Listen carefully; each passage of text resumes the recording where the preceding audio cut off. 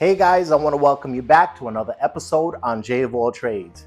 It's about winter time already, and I'm getting set for this cold weather. And right behind me here, I have this wonderful wood burning stove, and this is a Napoleon 1402. Today, I want to show you guys how I clean out the flue with all that soot and buildup and debris that collects after burning all that wood. And that could be a dangerous situation because that can cause a house fire if it builds up and builds up and builds up until it completely blocks that. And then next thing you know, it ignites and causes a fire. So to avoid that, you'd want to at least clean once before every season, or you can do it twice to be on the safe side depending on how much wood you're burning. And so I want to show you guys my method of cleaning that out myself. And hopefully you guys can also save some money in the process every year by doing it yourself. So the first thing you want to do is you want to empty out your entire stove. Now this stuff is from last year and you want to really just get rid of this so you can have enough space to work and you don't get covered in all this dust. So simply just shovel it all out, throw it in a bucket and get it outside. Once everything is all cleaned out, you're going to have enough clearance to get in there and so you can do what you need to do. Now before you continue, make sure you got a pair of gloves like the ones I have here because it's going to get a little messy and you don't want all this soot and everything to get all over your hands.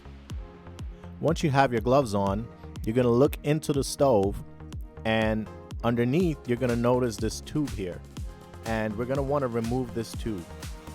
And there's a nut right here in the front and there's a second nut in the back. Now I've discovered that I can get away with just one nut in the front here by removing that, and that'll allow me to take off these baffles here on the two sides. So those are the two baffles that we need to remove in order to get to the flue. To remove this bolt, you can use a regular adjustable wrench here and just simply get it moving. And once you get this loosened up, you can just remove it by hand.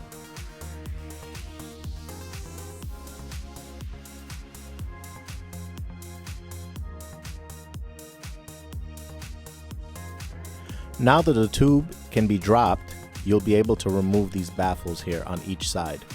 So with the baffles being in the position that they are, you're going to want to manipulate it downward and kind of twist it and move it back and forth until it pops right out. Now I almost actually knocked over these fire bricks in here, so just be mindful of that because they can break if they fall. As you can see, there's a ton of dust on these baffles here, so you want to be careful and just put on a mask to avoid any of that dust getting into your lungs. Now you can just shift over this tube to get the other baffle out, and again you just want to manipulate this baffle and be mindful not to break it.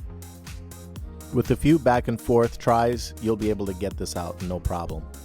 And as you can see, the dust just never stops. Once you've removed both baffles, you're going to be able to see the opening of the chimney flue. And that's where we'll be cleaning with our chimney sweep kit. And that chimney sweep kit, I will include a link in the description so you guys can go out there and pick one up. So this is how my chimney sweep kit looks, and I have it stored in this bag that it came with, and I got a nice little label on here to let me know what it is because it can get lost in the basement with everything else down there. And so it's inside of this plastic bag here, and as you can see, this is some flexible chimney rods and it's made out of material that allows it to bend like that.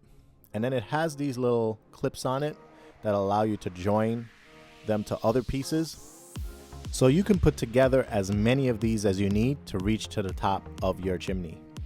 And as you can see, it just snaps right in, and you just want to give that a double check. Now this is the head that goes up there first, and as you can see, it's made out of rubber and this sort of nylon type of material. These nylon bristles here are very flexible, as you can see, and they can be opened up. And this actually fits onto one of those flexible chimney rods. This material is very durable and will probably last a lifetime. Now when it's up there, as it's spinning, it actually spreads these bristles out and sweeps the inside of your flue. So here is where you're going to attach it to the chimney rod first. And once that snaps in, you just double check it and you're good to go. You're going to feed this up into the chimney flue. And you just want to take your time and just sort of feel this out as it goes up there. Now, my method is to feed the entire thing all the way up. And so I'm going to continue to attach these flexible chimney rods all the way until I get to the top. When you get to the top, you're going to feel that it stops and it can go no further. So don't force it. Once it jams, you know that you've reached the top. And you're just going to continue to put as many links together as you need to get up to the top. And then once it's up there, you're going to clean coming down. And so you have this little attachment here that you can put to the last rod once you get all the way up to the top. Then you're just going to get your screw gun and you're going to hook it up to that. You can use any type of drill that you have laying around the house. It doesn't have to be anything special. Just make sure that's tight and you'll be good to go. Now, when you first start out, you want to set this to drill and you'll feed this all the way in. And then, as you can see, there's some debris there that already fell down into the compartment, and that was from the flue. Now, you're just gonna spin the brush, move it back and forth, and it's gonna start sweeping the inside of that flue pipe. And you're just gonna work your way down, back and forth, and give it a good sweep. And you wanna make sure that you give it a good sweep to get all that debris out. So while this is spinning, those bristles that I was telling you about, they're opening up and they're sweeping the inside of that pipe.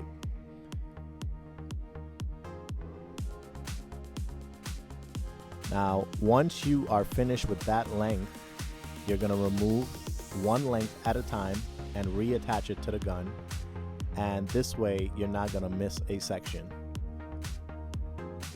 One thing I like to do is I like to put it directly back into the plastic bag because these can get very dirty when they're in there and you don't want to get all this stuff all over the place. And then you'll just reattach the next section here and you'll do the next section of the pipe.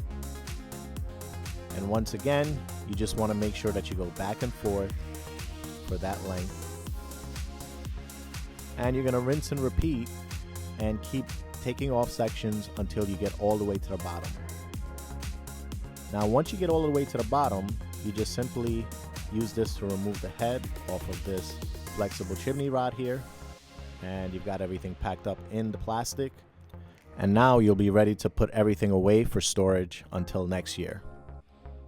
And I like this little baggie that it comes with. It just makes it a lot easier to store it. And I like how everything is kept nice and clean so this stuff doesn't get all over the place. Now, if you look in here, you're going to see quite a bit of soot and debris that fell into this compartment here. You're just going to shovel it all up and remove it because this is the stuff that you really don't want building up in that pipe. So just look at that. This is the stuff that causes fires by igniting inside of that pipe. So you just want to get rid of all of it. Once that's all cleaned out, you're ready to put the baffles back in. And once again, you'll just maneuver it in there and put it to seat properly. You want to make sure that these baffles are seated flat and that they're stacked up against the back of the stove, leaving some space in the front. The space that's left in the front will allow any fumes to escape and go up the chimney. And so there is a reignition process of unburned fumes that can be reignited in here, and whatever doesn't get ignited goes up through the front there. And so you want to make sure that you have that gap there. And that's about 2 inches of gap, as you can see, on each side. Now I'm going to vacuum out this tube because I don't want any debris to be sitting in here, because this allows fresh air to get into the combustion chamber and it actually relights the smoke that would have otherwise escaped, and it actually helps to burn it off. Now here we're going to install our nut back on here, and you don't want to go too crazy with this. You just want to give it a little couple turns here. I want to show you guys a cool little trick here. As you can see, the glass from my wood burning stove is dirty and it's got some buildup on it.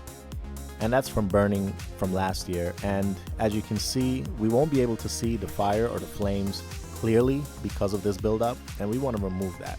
So my trick is to take a wet paper towel and take some of the ash out of the compartment. And once you get that on there, you're just gonna rub it in a back and forth motion. And you're gonna start to notice that all that buildup is starting to break apart and it's actually coming off. And ash is really good for this kind of stuff because it has a little bit of abrasive in it and it allows you to actually clean windows very well.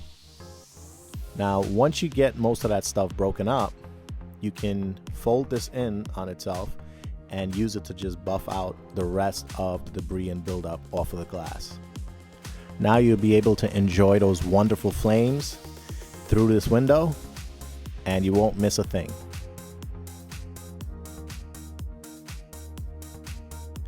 And look at that, how clear is that? I'd like to thank you guys for joining me today. Please remember to like and subscribe to my channel so you can continue to get more videos like this one. And I hope that this is encouraging some of you to go out there and do this yourself, and in the process saving some money as well. I'll see you guys on the next one.